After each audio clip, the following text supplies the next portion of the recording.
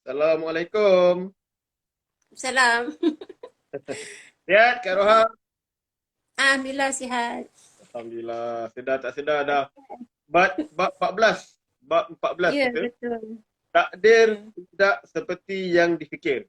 Jadi Hmm. tak membuang masa. Bismillah Kak Roha. Kenapa tajuk Ya. ni masukkan dalam buku Allah Sayang Kita?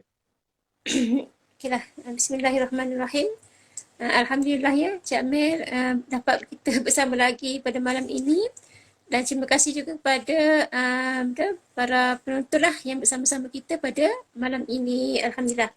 Okey, kenapa tajuk ini? Takdir uh, seperti apa tidak kita fikir. Maksudnya takdir yang berlaku dalam hidup kita kadang-kadang berbeza dengan apa yang kita fikir. Okey, kalau kita lihat kat sini, kisah ini tentang, saya angkat tentang takdir. Okey, takdir ni kalau kita lihatlah ada bagi kita lah, bagi kita manusia biasa, bagi kita ada takdir buruk, ada takdir baik. Tetapi pada hakikatnya, takdir itu di sisi Allah semuanya baik, Encik Amir. Ha, kan kita nampak macam dia ditimpa susah, ditimpa sakit, dia ditimpa ujian yang berat. Kita nampak pada mata kasar kita itu adalah ujian macam yang menyakitkan, yang menyusahkan. Tetapi di sisi Allah ia adalah terbaik. Macam mana tu? Contohnya lah, contohlah. Seseorang itu sakit. Kita lihat macam kesiannya dia kan sakit. Susahnya nak ialah nak bergerak dan sebagainya. Tapi di sisi Allah, sakit itulah untuk dia ingat Allah, untuk dia ingat mati, untuk dia sentiasa berzikir, Masya Allah. Dan itulah tanda, Encik Amir, itulah tanda Allah sayang kita. Jadi Allah sayang kita ni dia bukan bagi yang baik-baik sahaja. Walaupun kita nampak itu seperti negatif, takdir yang buruk, tapi hakikatnya di sisi Allah, ia adalah satu takdir yang istimewa untuk dia. Masya Allah. Macam tu Encik Amir. Okey. So dalam buku ASK ni, Pak Roha Hmm. cerita pasal kembar ni, Amir Ashraf ni kembar betul? Ya betul. Ah, Ya So betul Encik Amir. kaitan mereka ni dalam kisah takdir yang tidak seperti yang difikir ni, apa dia? Pak Roha, boleh ceritakan, Okey. kongsikan. Hmm. Terima kasih.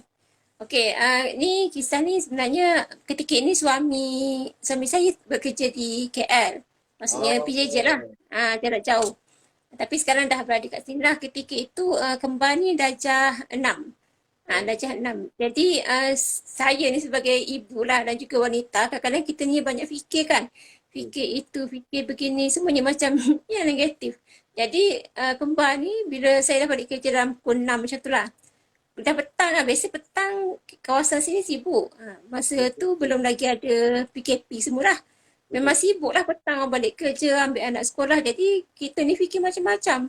Mesti jalan jam, mesti parking tak ada, mesti itu, mesti ini kan. Tapi kesian pula sebab esok dah nak bawa benda tu, buah lah buah. Jadi kena pergi pasar juga. Jadi nak tak nak, saya pun angkut lah semua. Kembar 2 orang. Yang lain semua asrama dengan anak yang kecil 2 orang.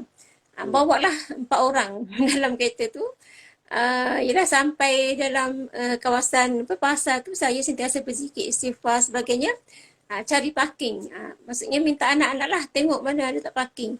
Alhamdulillah ada parking betul-betul depan pasar kedai jual buah. Jadi cepat-cepat turun ambil buah apa yang nak, layan pula si kecil 2 orang tu beli, kemudian terus balik.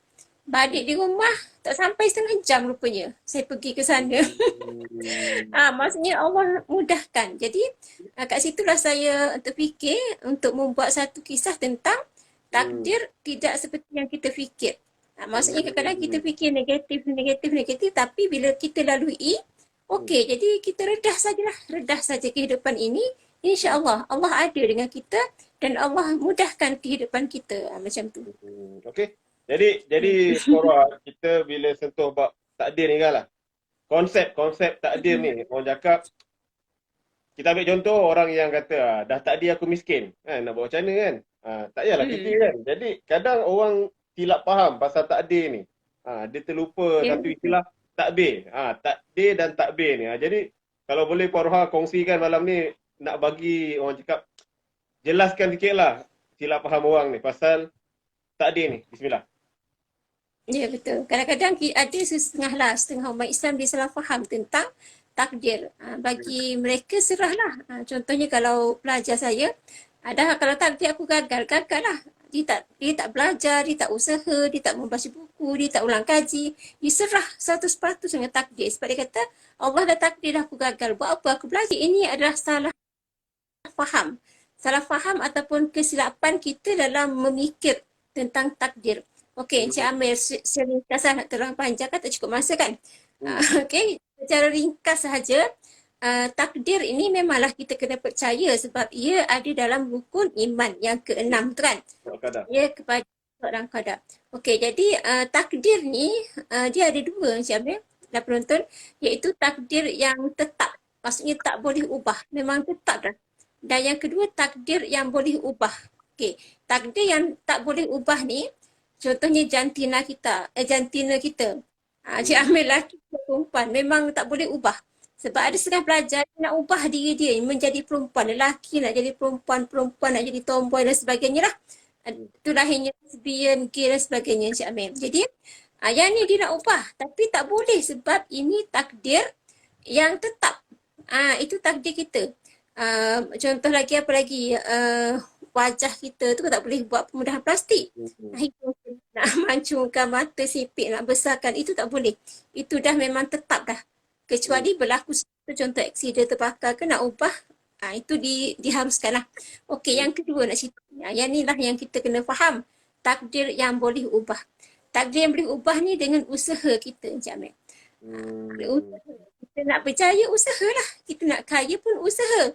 Kita lihat orang bukan Islam. Walaupun dia tidak beriman, tetapi kekayaan mereka melimpah ruah. Sebab apa? Sebab mereka usaha. Mereka rajin. Mereka Hmm. rajin bekerja, rajin mencari, rajin berfikir dan sebagainya. Dan satu lagi dalam Islam ni ada konsep apa? Konsep usaha, doa dan tawakal. Hmm. Memanglah kita ni orang Islam, kadang-kadang kita usaha tapi hasilnya sedikit saja.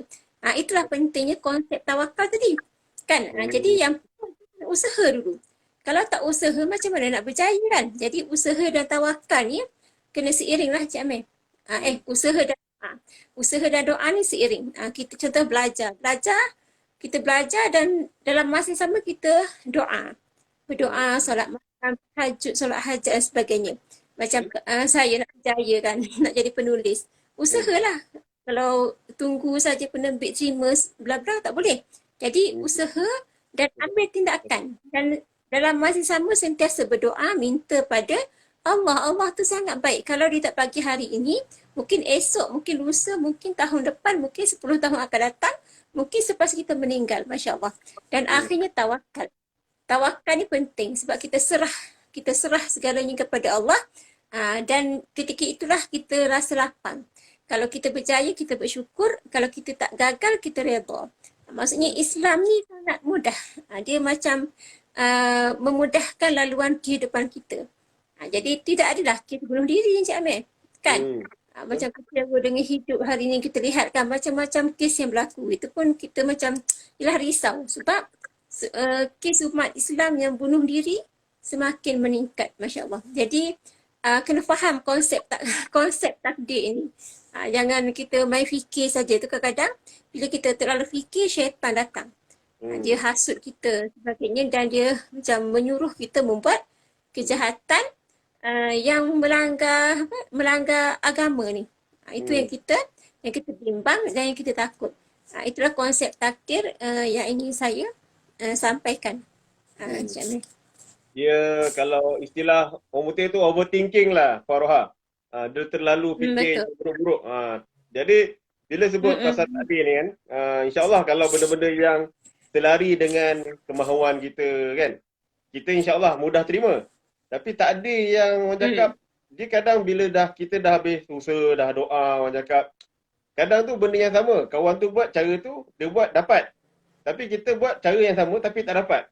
Jadi kita nak Betul. faham bila Allah tak izin tu, buat macam mana pun tak akan berlaku. Tapi yang penting usaha lah kan. Jadi soalan saya nak Mm-mm. berlapang dada Faroha. Berlapang dada dengan Mm. hasil takdir yang memang Allah dah tulis untuk kita. Takat tu lah.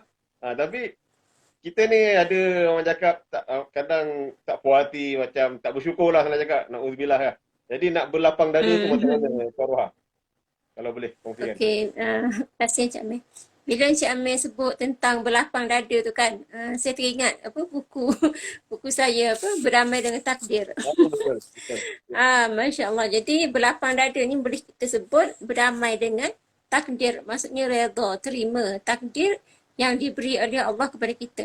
Tadi saya kata seseorang tu laluan dia tak sama Contoh Hmm. kita belajar lah. Ada seorang tu dia belajar, dia cuma masuk kelas saja. Masuk kelas dengan cikgu apa mengajar dan dia boleh jawab periksa dengan okey. Tu macam anak saya, Cik Amir seorang. Yang Hmm. kembar dia meninggal tu. Oh. Saya kan ada dua kembar. Satu kembar meninggal, satu kembar dua-dua dia. Yang Hmm. tu dia kurang belajar tapi bila periksa resultnya memang bagus. Memang Allah bagi dia akal dia lebih sikit tu. Hmm. Kan kalau yang kembar tu dia kena belajar. Maksudnya faham tak kat sini? Allah beri ni keistimewaan berbeza. Hmm. Walaupun sedemikian yang lemah tu tak semestinya dia tak berjaya tak. Allah Hmm. bagi laluan dia berbeza. Mungkin dia berjaya dalam bidang lain. Yang ini berjaya dalam bidang lain. Kalau tidak, taklah semua jadi pemimpin Cik Amir. Semua nak Hmm. jadi bos, tak boleh. Siapa nak jadi anak buah? Siapa nak jadi apa? Tukang apa panggil? Pekerja bawahan dan sebagainya. Maksudnya Betul. itulah tujuannya pemikiran kita ni berbeza-beza. Jadi kat sini kalau kita lihat hidup ini kita ni macam apa kita panggil makanan lah. Ada masam, ada masin, ada manis kan. Hmm. Dan sebagainya. Ada pahit. Jadi itulah kehidupan kita. Contoh kita masak. Kalau kita masak, apa tu panggil? Masak asam pedas. Ada kita letak garam, kau sedap. Tu selia kan. Ada kita letak asam jawa dan sebagainya untuk Rotan. menyedapkan masakan tersebut. Begitulah kehidupan kita. Jadi macam mana soalan Cik Amir tadi, macam mana nak berlapang dada? Yang pertama, tidak keterlaluan dalam melayan emosi. Maksudnya kalau lah takdir kita fikir negatif, jangan terlalu melayan. Bila kita melayan tu kita jadi terfikir macam tadi overthinking kan. Dan kita takut kita membuat sesuatu yang di luar kawalan lah. Mungkin bunuh isteri, mungkin bunuh anak, mungkin bunuh diri sendiri dan mungkin juga kita mendapat gangguan dan sebagainya. Gangguan dalaman lah kan kita panggil. Sehingga kena pergi berjumpa dengan pakar psikiatri dan sebagainya. Itu yang kita bimbang. Jadi yang pertama itulah kita jangan terlalu melayan emosi. Kita panggil cepat-cepat kita bangkit dari masalah. InsyaAllah ada jalan keluar. Allah ni dia tak uji kita saja. Okey, yang kedua, kita cubalah kenang ataupun baca, telusuri sirah Nabi. Kalau kita bandinglah diri kita ni, ujian kita dengan ujian pada Nabi ataupun Nabi Muhammad SAW, ujian kita ni kecil sangat berbanding dengan ujian Nabi. Sebenarnya Allah uji kita untuk kita lebih kental, lebih kuat. Saya selalu cerita kat pelajar saya, okey awak ni kalau orang miskin, lahir-lahir miskin dengan orang yang lahir-lahir kaya, bila hidup dalam jangka masa yang lama, bila Allah uji yang mana kuat? Yang miskin tadi tu kan, dia sebab dia dah biasa hidup susah. Kalau yang kaya tadi tiba-tiba susah, itu dia macam rasa hidup dia dah tak guna, dah tak ada apa dah. Jadi kita fikirlah think positif tentang takdir. Okey, yang ketiga, yakin pada diri sendiri. Maksudnya kita kena yakin aku boleh laluinya. Okey, masa lagi tak Cik Amir? Saya tak tahu masa ni. Okey? Ada sikit lagi untuk penutup. Ada sikit, okey. Last lah. Yang keseterusnya, kita berserahlah. Sini kita doa banyak-banyak kepada Allah, rapatkan diri kita dengan Allah. Itu mungkin jalan yang terbaik untuk kita. Kan? Jadi kadang-kadang hati kita ni kosong. Jadi Allah nak jentik sedikitnya supaya kita kembali kepada Allah Ta'ala. Okey, nak terus penutup kan macam mana? Terus. Bismillah. Terus penutup Okey, kesimpulannya kalau kita lihat kita ni hendaklah sentiasa yakin dengan takdir Allah. Sebab apa? Sebab di sebalik ujian tersebut pasti ada hikmahnya. Hikmah tu kita tak nampak sekarang. Kita akan nampak akan datanglah hikmahnya akan datang. Dan satu lagi kalau kita lihat Allah uji kita ni sebab Allah nak bagi kita sesuatu. Allah nak bagi kita pahala. Allah nak bagi kita syurga. Mungkin Allah nak beri kehidupan kita yang lebih baik. Sebab ada satu hadis kan dalam buku ni ada di akhir tu saya tulis satu hadis tentang Allah ni dia Allah ni mengikut apa sangkaan kita.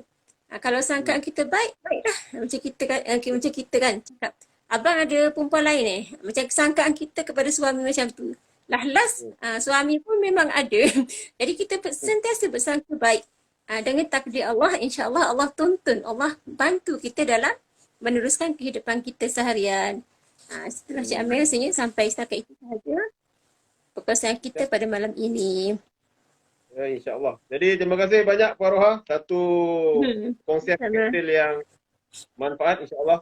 So kita jumpa esok malam. Boleh Puan Roha insya-Allah. Ya, insya-Allah. InsyaAllah. Mati Okay, sebagai Assalamualaikum. motivasi. Itu tajuk kita bab 15. Mati sebagai motivasi. Nak tahu apa? Kita jumpa esok malam. InsyaAllah. Terima kasih banyak semua. Ya. Assalamualaikum warahmatullahi taala wabarakatuh. Waalaikumsalam.